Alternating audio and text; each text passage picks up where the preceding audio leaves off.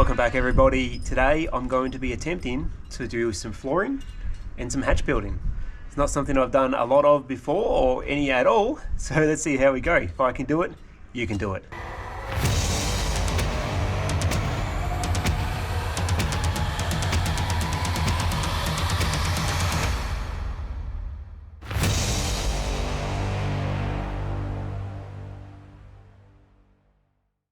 So this is where we are. We've got the bracing in for all the flooring, we've got the electrical work done, we've got all the painting and stuff. Everything's sort of skeletoned out. So let's get into some of these walls. I'm going to start with doing the front wall on that big main step there for the casting deck. It's going to be thin ply, maybe 5mm, and then the top is going to be about 15-16mm ply for anywhere that you're standing. So I'm going to grab some cardboard and we'll see if we can do some CAD. It's what I like to call cardboard assisted design. Alright, so I'm going to start with a just a rough estimate of this. So what do we got here? So let's start with 137.5. And how high do we want it? 20.5 there, 20.5 there. And I hope that it's 20.5 over there too.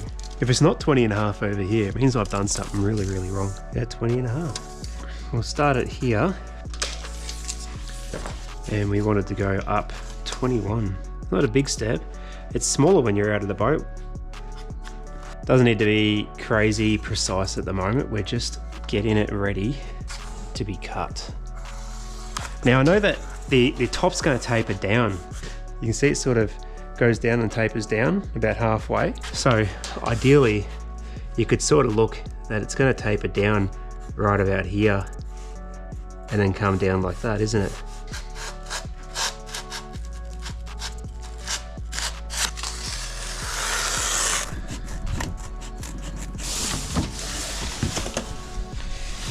Yeah, it's looking all right.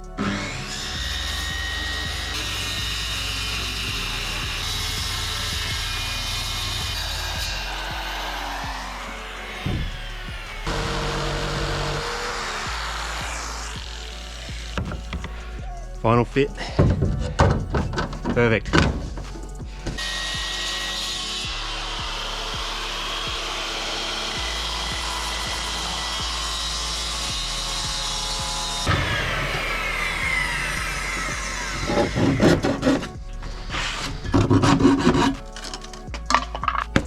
It's good to know that these don't have to be 100% perfect, because when you wrap it with carpet, it's going to help out.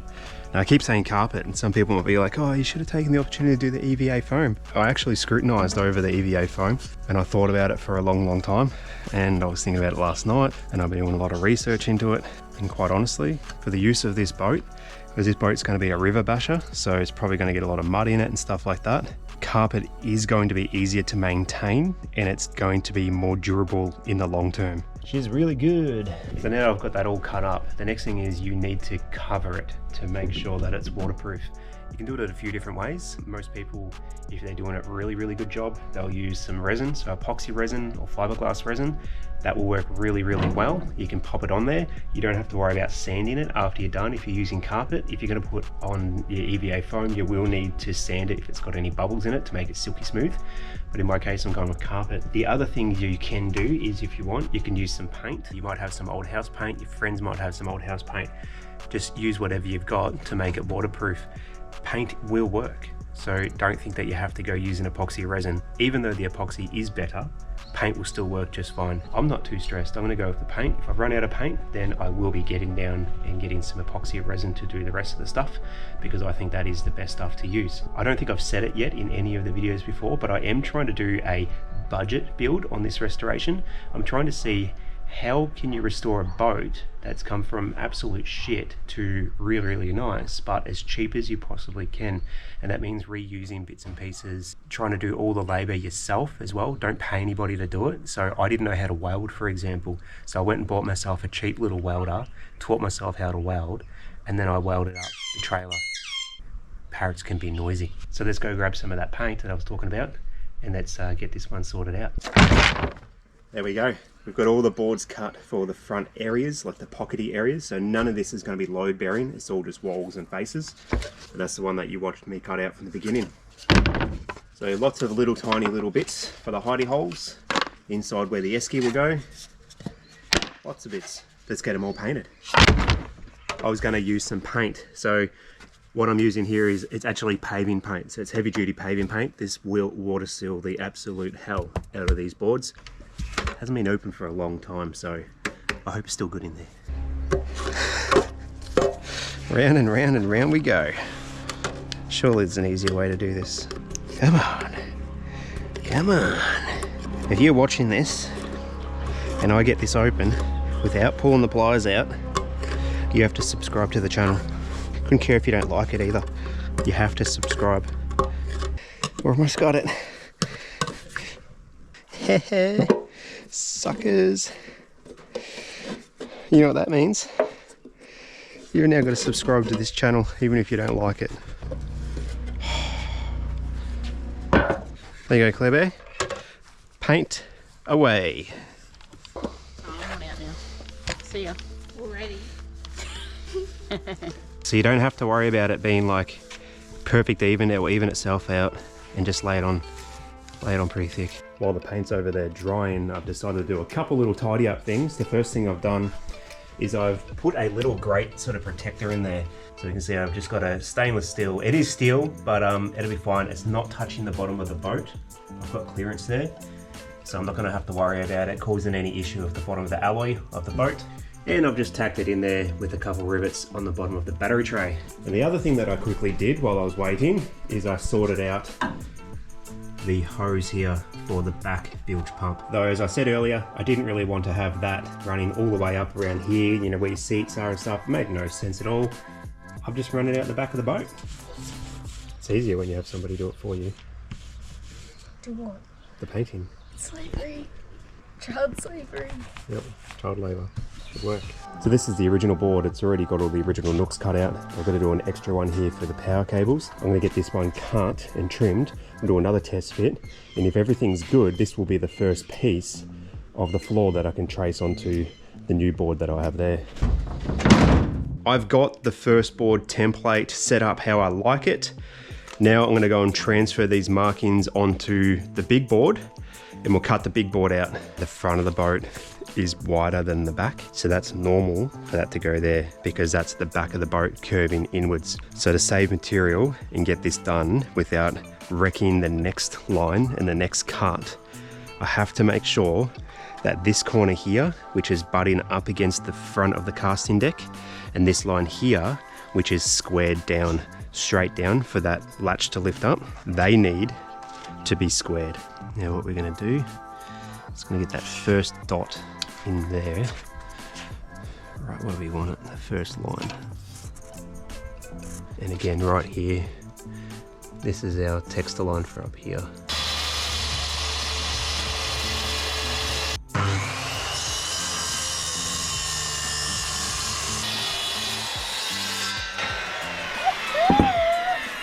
Like a glove. Oops. Table's now got some battle marks. I forgot I had it so close and I was chopping inwards. Bit of Kev signature, no props. That's what happens when I touch stuff. Okie doke, we've got it cut out. We've got these roughly chopped out. We've got this end done. It's the moment of the truth to see how much I stuffed up. Moment of the truth. Quick battery change and we're back in. Let's make sure that this is looking exactly how I needed it to look. So far, that is looking absolutely magnificent. The edging along here looks good.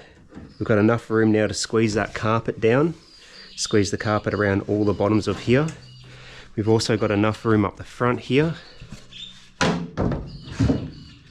for the carpet to be in between these boards. So, oh, wow, I've actually done a solid job at that. Oh, that feels so solid to walk on too. So we've gone from 12mm, which was the old floorboard, and it did feel a little bit squishy in places. Now I think that the squishiness may have been because it was old as well, but we've gone with the 17mm, and I did some calculations on the weight. So to cover the whole boat in 17mm instead of 12mm, it's only an 8.2 kilo increase. This is real good. Oh, I'm so happy with this. I've just transferred the marking for the hatch lid onto here. It is perfect, nice and square. It's going to be a nice and simple cut. I'm not going to record this, and I might not record much more of the floor cuts, only when it's kind of interesting or maybe a little bit tricky to get the measurements. But anything that's straightforward, we're just going to skip over. We don't want this video to be 40 minutes long of me chopping up wood. So I'll get back to it and I'll show you the results once it's cut. And there you have it. I've got the hatch cut and sat in there. We've got enough for a centimetre gap there. And then when we cut the next board, or we actually don't even need to cut the next board, the next board should just sit in with a little bit of a trim up the end here where we've got this pole. So the other board should just go right in there. Hello, hello. You come to make me some lunch, have you? No, I need food. You need food? Yeah. Oh, I was hoping that you would make me food. No, there's no food. I'm pretty sure there's plenty of food. There's no food I want. Teenager problems. Okay, I'm going to get that cut made, and then I'm going to go and get some food, and she's not going to get any food. Ta-da! The floor is ready to have the pedestal areas traced in and chopped out. This is incredibly great. We've come a long, long way. I am so relieved to be at this point. It's like I'm finally getting there. I didn't plan it, but this board here is 120 centimeters or 1,200 millimeters wide, right? This casting deck from here to that edge there is exactly the same, 1,200 millimeters. Couldn't have got any better. All I have to do is trace the edges. It is time to start cutting out where the pedestal is going to go. So what I've used is a clamp there, so the board isn't going to move, so I can get everything perfect. And underneath, over on the other side, is very much similar to this. See if I can reach under there and trace this out. Gotta get down on my guts like a seal. Let's get this under there. Feel it with my hand. I'll be Mr. Squiggle. Is anyone old enough to know what that is? Uh-oh. Am I in the right spot? I think I am. It's gonna be real sort of rough, but I think I've done it. I think I've done it. We'll flip it over and we'll see how bad it looks. It's a bit difficult for you to see. We'll straighten up that line there, straighten up everything, and then we'll chop that one out. Let's do it. Boom. That's not the best thing you've ever seen. Then get the f off my video. If you like it, hit the like button. Okay, so this board here is in the place where it needs to be. This board, I've pushed it all the way over so I can trace the outside. Then I'm going to cut that little moon shape out, and when this board comes back, it's going to leave that centimetre gap where I've just made that cut. And that way we can still get the hatch opened and closed. Okay, so I've got a couple holes drilled in there, and I've got some holes drilled in here, which are hopefully lined up. It was a little bit hard because I couldn't get the drill in there. I've got a little bit of a ratcheting screwdriver here, again, just to get something in there, and I'm going to use some wood glue as well. Once I get them all screwed together and the wood glue, hopefully that will be enough to hold it. And also it is worthwhile mentioning there will be a bolt going straight through the center of this one, bolting straight down to some alloy, so it's going to be nice and sturdy once it gets in there. I did leave this glue open up all night last night, so I wonder if it will even come out. It's got a smaller hole, so it's not coming out as fast, so I can work with it a bit better. Look, if it's 2 out of 3, that's where it's just going to stay. That's good. See that glue squirting out, it gives you a good sign that we've got good contact. Good. Perfect. We're done. Freehanding that, it's actually come out a lot better than I thought it would. And pop this in there. I am very happy with that. Okay, so I haven't gotten too far, but I've been doing a lot of fiddling. This is actually drying up quite nice. That's that PC11 stuff, so it's still a little bit tacky, but that's actually coming along quite nice, just a nice little patch. I'm thinking that once it's dried, I'll give it a quick sand and then spray it with some black. I'm not looking for it to be perfect, but I did just want to get rid of that big hole that was in there for the old bilge pump drain. So the cardboard template has been cut for the front casting deck, and I'm getting ready to chop it up into lots of different pieces. I've come up with a plan on how to get this in, and it's going to go in a few different pieces. So I've been drawing some lines along here. My thoughts is I'll have a hatch in the middle, and that's this line here, comes up and all the way across, then down again. So that's one section. Then I'll have a section on this side, which will be this whole area here. It will zigzag in here, then across, and then back again, and then up there. So it'll be a bit of a weird shape.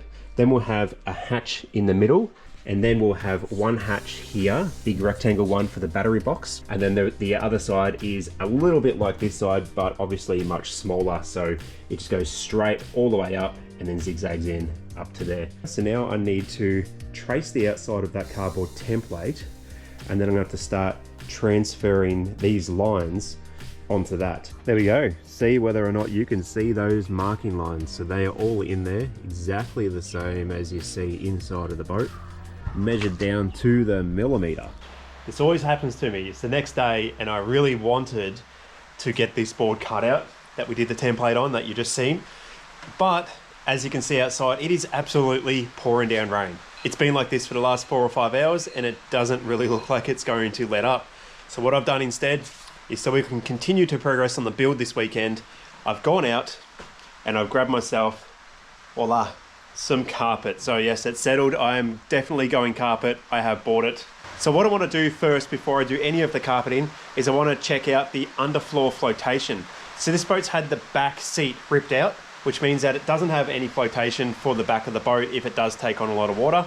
Now granted, the back seat and the front seat, the styrofoam that's in within those, it does float, but it's probably not going to hold up the weight that is in this boat. So what I want to try to do is have underfloor flotation, not only to help the boat have a bit of flotation, but it fills those voids, it fills those cavities, and it pushes water above the floor. So if you have a catastrophic event where there's a lot of water in the boat, it means your bilge pumps, both of them, front and back, can work. They will be submerged, but you will have water on the top of the floor that you can bail out with the bucket, so you can reduce the amount of water quicker than if you had no underfloor flotation. And if the whole boat takes on water, you know, there is a little bit of a chance that it won't sink.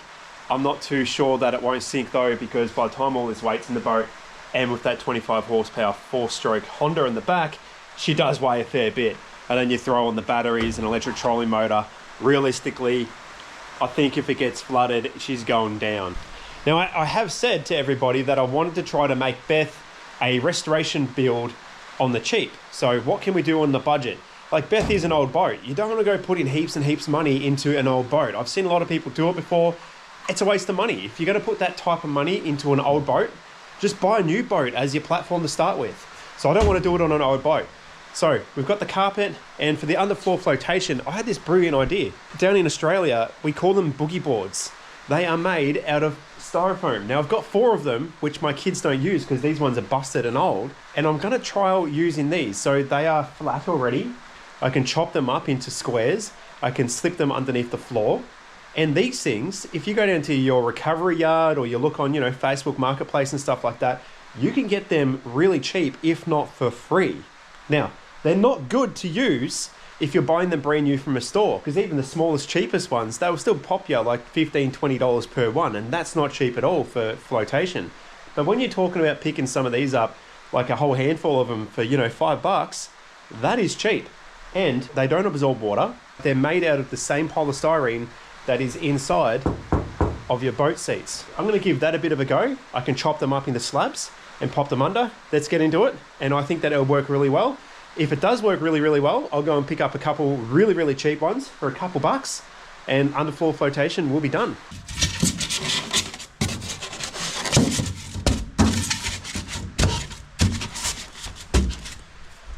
Perfect. It's really, really, really easy to work with. And I've decided to cut it in strips like this and stack it up. So if water ever gets in there, it's more likely the water's going to drain outwards towards the bottom instead of laying them flat where water can be trapped in between. I don't want to put any up there because that's closer to where the fuel cell is going to be. And if there's any fuel leaking off over the side, I just don't want it washing back into the foam. If you get petrol on this stuff, it just eats it away and then it becomes a flammable, sticky paste. Great for if you want to throw stuff and set on fire, but not great in your boat.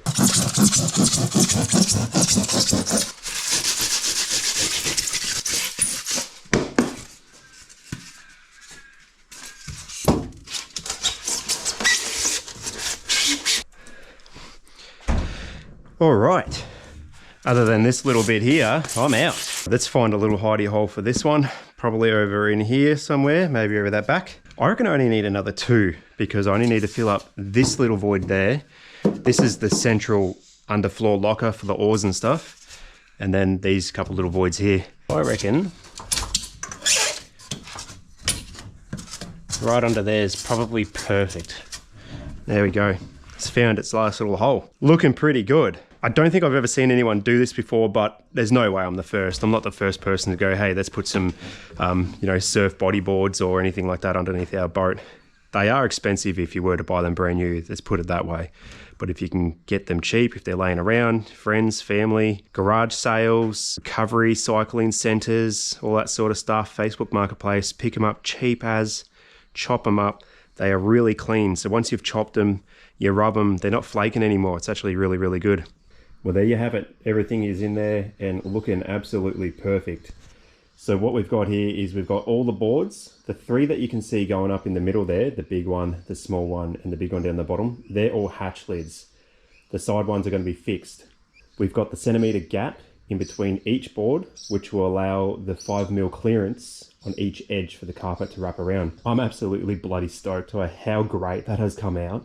As far as hinges goes, well, I'm not going to run any hinges. Quite frankly, I don't like hinges on boats and storage areas where you might just want to lift up the top and sit it to the side. And it depends on which way you're facing. It depends on what you've got sitting around it or who's standing around it to where that hatch lid can go. So for me personally, I don't like the idea of hinges on any hatch unless you really need it there. So for me personally, the logic in my head says, don't put hinges on it because all you're doing is forcing that hatch to be used in a particular way. You can never take it off. It's the end of another night for me, so I'm going to be calling it a night. It's been a long, long day, but I feel like I've got heaps done. And just over there, I do have the roll of carpet. Everything is ready now to get carpeted up and put in. Just got to wait for a little bit more foam and we'll be good to go. So the end of the boat build is very, very close. And just remember that this is a fishing channel, so go and check out some of the fishing content that we have. If you like the boat build and maybe the fishing content as well, why not think about hitting that subscribe button and following us on all the adventures that we have in Australia. And you thought I wasn't gonna do it. Oh, you couldn't have been more wrong. Oh, what do we got? Carpet. So we've just gone with some standard marine carpet. This is the variant that you basically get at everywhere. It's got little tiny hoops, so it's not too bad. If you do drop a lure on there, you will get it back. It won't be stuck there forever.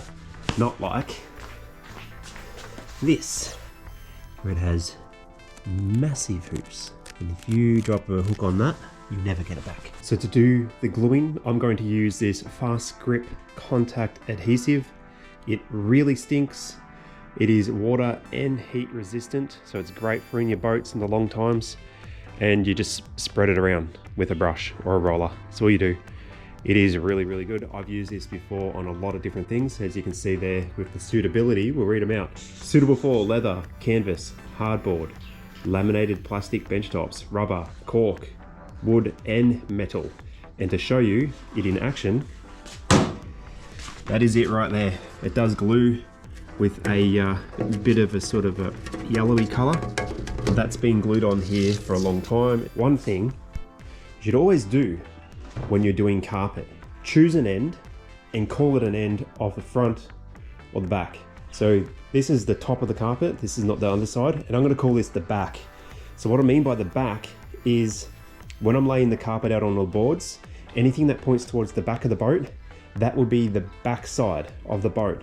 Because believe it or not, this carpet will look different in light depending on which way you're looking at it. So in here in the dark, it's not really that easy to see, but out in a light, if you have one board running one board, then another board, but when you put them in the boat, they're reversed around the opposite ways, you'll see, and it will kind of look like different carpet. So always have your carpet flowing the one way. Let's cut that line. It's great using an alloy angle because you're not going to cut your fingers. And where do we want it? About there.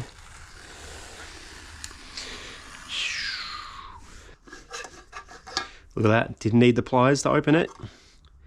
That means you got to subscribe to the channel. Told you last time. And you stuck around watching. Can't be helped. It's your own damn fault. I apologise for the light, because I don't have the best lighting in this shed.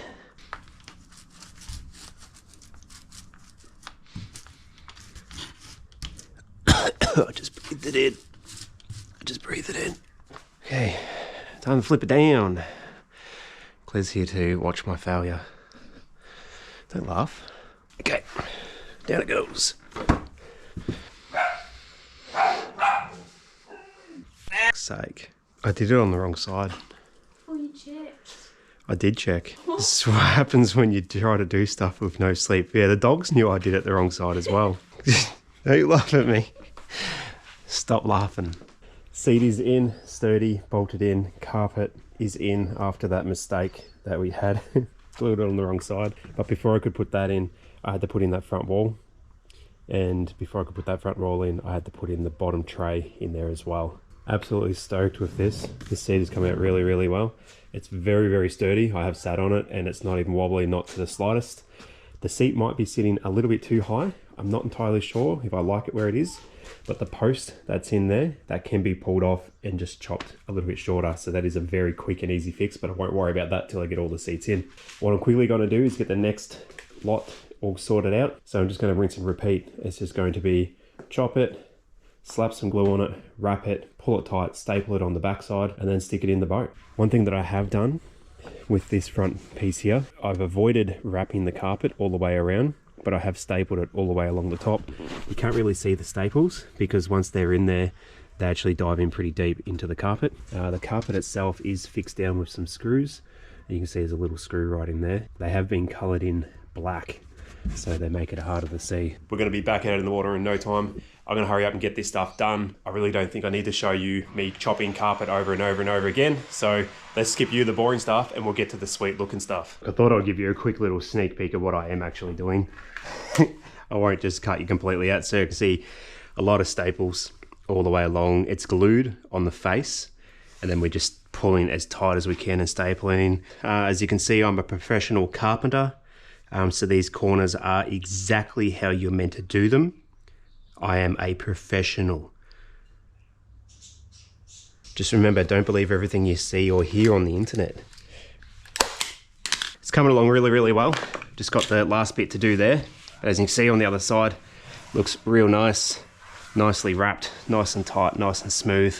Things are progressing well, and I have actually done the entire casting deck, but I'm not going to show you that just right now. You're going to have to wait to stick around for a little bit longer to see that, because I want to have a bit of a surprise for that one. I want to do a full review of the boat. So I need to now get the rest of the polystyrene put in. I have gone down to the local recovery yard and picked up some more of these. They cost me $1 each. Again, so cheap, and it's going to achieve exactly what I need for underfloor flotation. This could be the last cut. Last few cuts.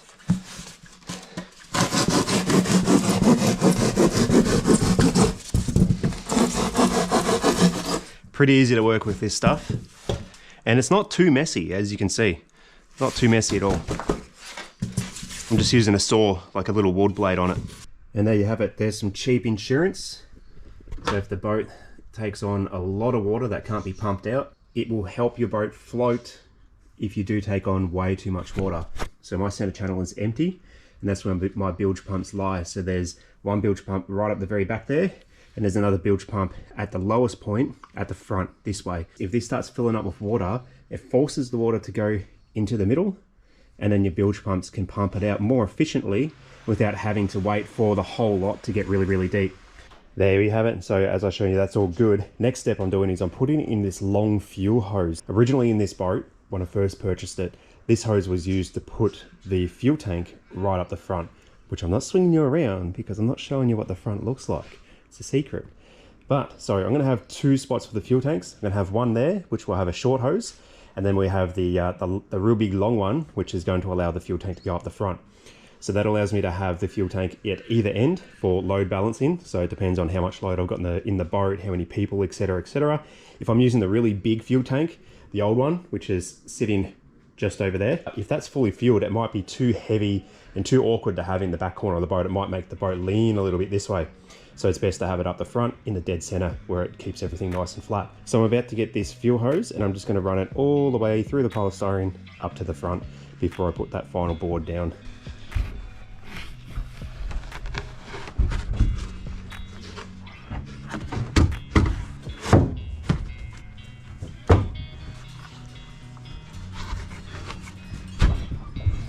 Check that out. Just a little bit to tidy up on the edge, but let's get that seat in. Let's get this in. I need to do some drilling. Some sucky.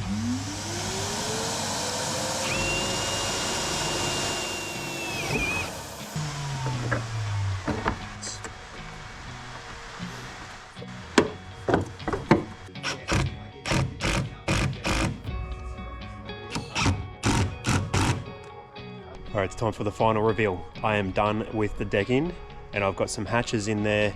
I've got some carpet in there. I've got some seats in there. Everything is perfect. Let me show you.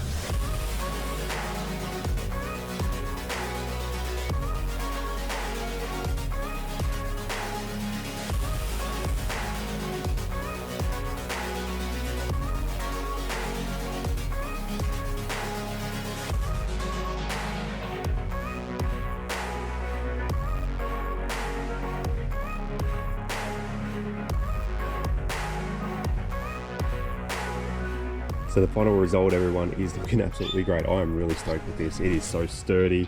Everything has fit nicely. It's come along exactly how I envisioned. So just to give you a little bit of an overrun of what we got, as you know, there's a big hatch here. We've just got some soft tabs here. I didn't go with latches because I figured it's going to be a riverboat and I didn't want the latches to be full of mud and stuff like that to have to clean it out. These are just so much easier to maintain. So we've lifted up and there we are, just one big board. So then we have the ultimate battery box, as everybody's seen. Nice and easy access. Under here, what I've done to stop this board from falling off flat, I found that if I was on there and I sort of stood real fast this way, it would sort of shift a little bit. I've just put in some alloy angle up here and this lines up perfectly with that bracket there and it's nice and smooth. You won't get cut on or anything like that. Absolutely beautiful. Can't wait to get it dirty. We've got some cheap underfloor flotation. The seats are in, the front deck's in, the hatches are in. We're done. Thank you very much for sticking around for this video. I hope you enjoyed it. There will be a little bit more coming with this boat build. We've got some electronics to do with the side console. And then obviously we've got the maiden voyage. Until next time, see you later, fella. Film me an outro. What? Film me an outro. Come on. Subscribe! Don't do that. Yeah, we'll do that.